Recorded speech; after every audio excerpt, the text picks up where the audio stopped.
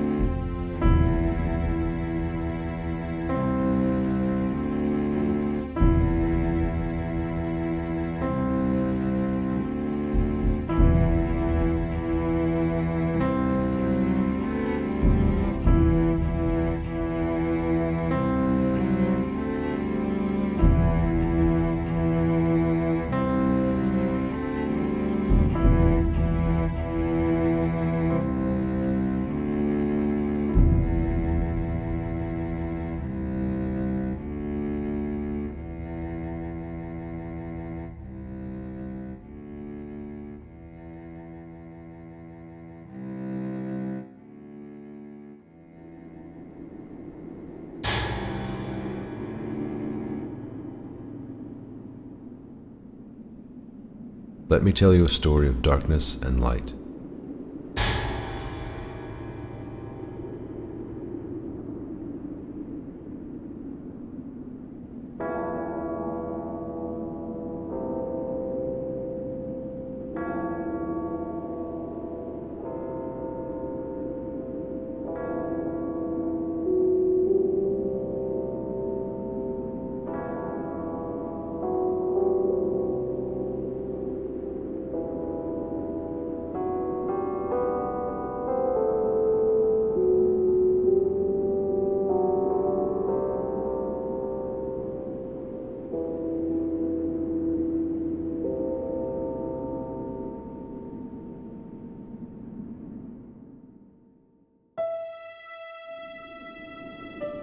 In a time that once was, there lived a pair of precocious sisters. Their parents, busy with the daily responsibilities of adults, left them to their own devices throughout the day, which left the children free to explore the whole of the village. Their only rule was that they were to never go beyond the village's south gate. Everyone knew that the woods beyond were so dense that not even the brightest torch would cast light past your next step. But the younger sister, being the more inquisitive of the two, figured out that during midday on the summer solstice, they would have 3 hours of sunlight in the woods. This, she thought, would give them enough time to safely explore the oh-so-dangerous forest. Despite the older sister's resistance, when the day finally arrived, they sneaked through the south gate and set out on their adventure.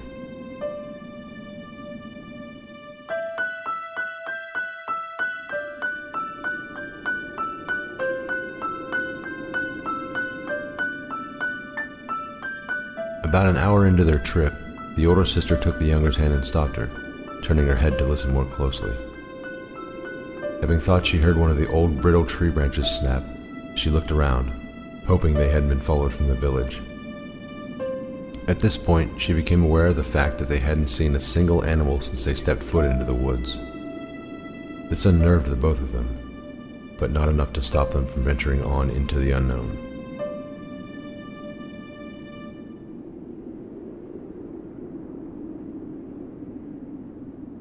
Despite the fact that almost all the foliage was dead, the sisters were fascinated by the sheer density of it. Without the path, they would have no hope of finding their way in, or out.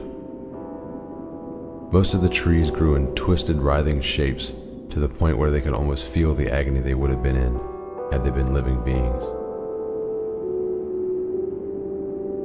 While stopping to touch an incredibly painful-looking knot on the trunk of a tree, the older sister caught a glimpse of white movement from the corner of her eye.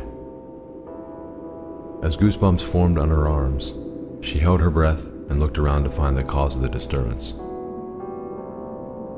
She hushed her sister and waited to see or hear anything. Just as her sister broke the silence by telling her she was imagining things, they heard a thunderous crack as a large tree began falling only a few feet away. They ran blindly down the path as the tree slammed to the ground behind them with a chest-pounding boom. When they rounded a sharp turn, the younger sister tripped and fell hard to the ground. Her sister stopped in her tracks and returned to her side to make sure she was okay. As they caught their breath and surveyed their new surroundings, they looked back at the same time to see what she had tripped over. Their eyes followed a long wooden handle down to a huge rusty axe head. As if on cue, the white disturbance reappeared and seemed to be looking right at them with sad, mournful eyes.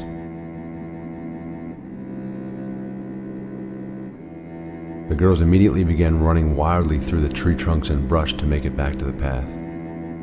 When they got there, they continued to run down the path until their lungs burned from the exertion. They finally stopped running when they came to the first clearing they'd seen since entering the woods. Immediately, they turned around to see if anything had followed them down the path. When they were satisfied that they were still alone, they started laughing, partly to release the adrenaline, and partly because they didn't want to admit to each other how scared they were.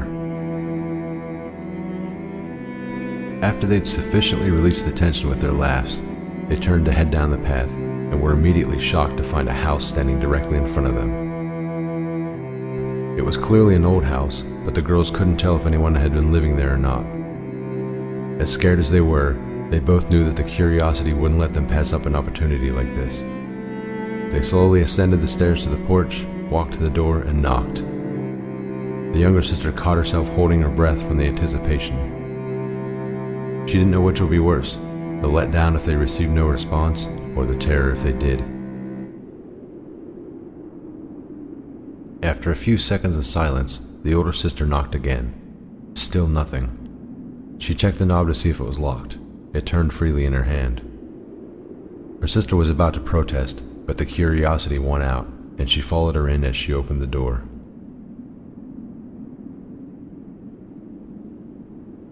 The house itself was nothing special. Living area, dining area, typical furniture. Everything was covered in a layer of dust so thick that it was clear that no one had lived or set foot in the house for decades. As they explored the first floor, they came to a set of stairs going down.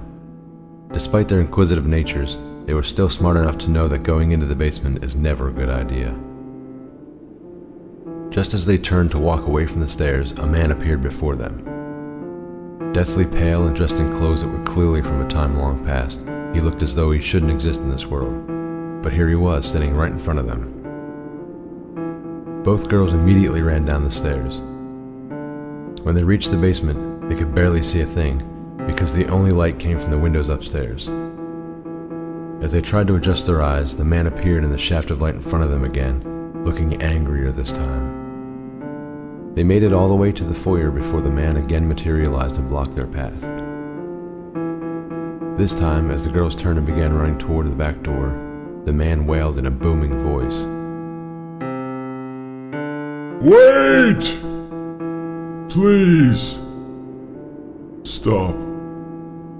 Surprised by the pained but non-threatening tone in his voice, the girls stopped. They didn't immediately turn around, but the man began speaking anyway. Please, don't go. I'm sorry if I frightened you. I've been here alone for so long that I thought I was finally going mad, but I'm not here to hurt you. I've been trapped here in this house for over 100 years, and you girls may be my only chance of getting out.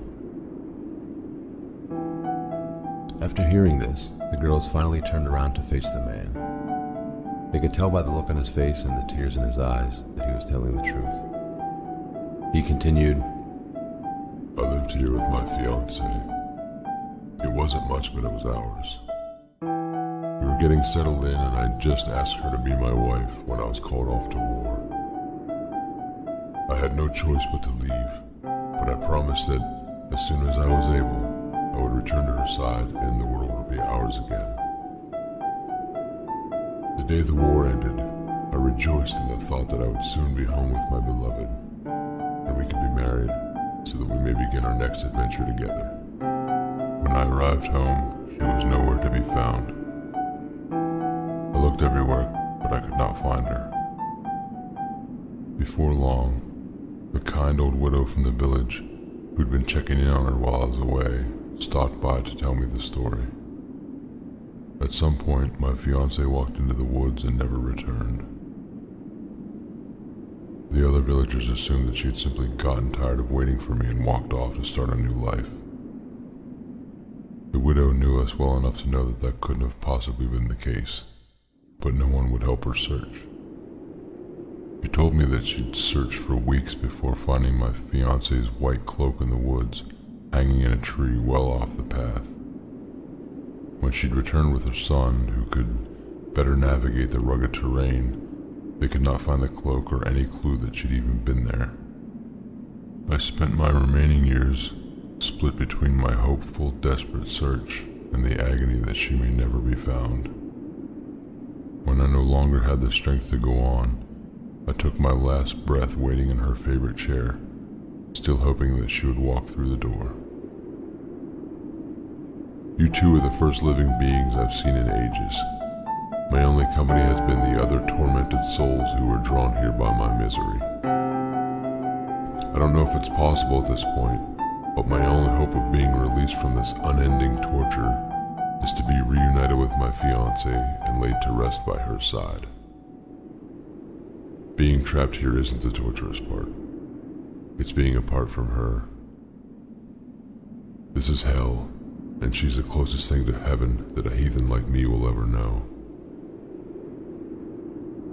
As he was relating his story, the older sister began to slowly put the pieces together in her head. The white disturbance in the woods, it had to have been the missing woman. Could she have been trying to guide them to her, rather than scare them off? As the man's words trailed off and he began simply staring at the floor, lost in memories, the girls were already devising a plan. The older sister would return to the woods, locate the missing fiancé's ring, and bring it back. The younger sister would find the man's ring, and they would meet outside the house to place the couple alongside each other and hopefully let them find peace at last. When she stepped off the porch and started into the yard, the younger sister noticed what appeared to be fog rolling across the grass. As she continued walking, she realized that there were figures in the fog. They must be the souls of those who were drawn here by the man's pain. They didn't seem to be threatening, but instead appeared to be guiding her onward. As they moved through the yard, she looked behind her and realized that, because she was carrying his ring, the man was able to follow her. She noticed too that the man had been smiling for the first time since they'd arrived. They followed the souls down through the yard to a spot underneath a tree where, unbeknownst to her, the man had proposed to his love ages ago. It wasn't terribly long after this that the older sister was making her way through the yard. She carried the fiancé's ring with her, which meant that she could be seen walking behind her. As soon as the man caught sight of her, his heart melted all over again, just like it did the very first time he'd seen her. He couldn't believe his eyes. She was every bit as beautiful as he'd remembered, but she was actually here. He never thought he'd see this day, but here they were. As they approached the tree, the other souls began to fade away. In their place, an image of a man slowly took shape. He told them that his job was to bind them together and guide them into the next world, so they could spend eternity where they always wanted to be, with each other.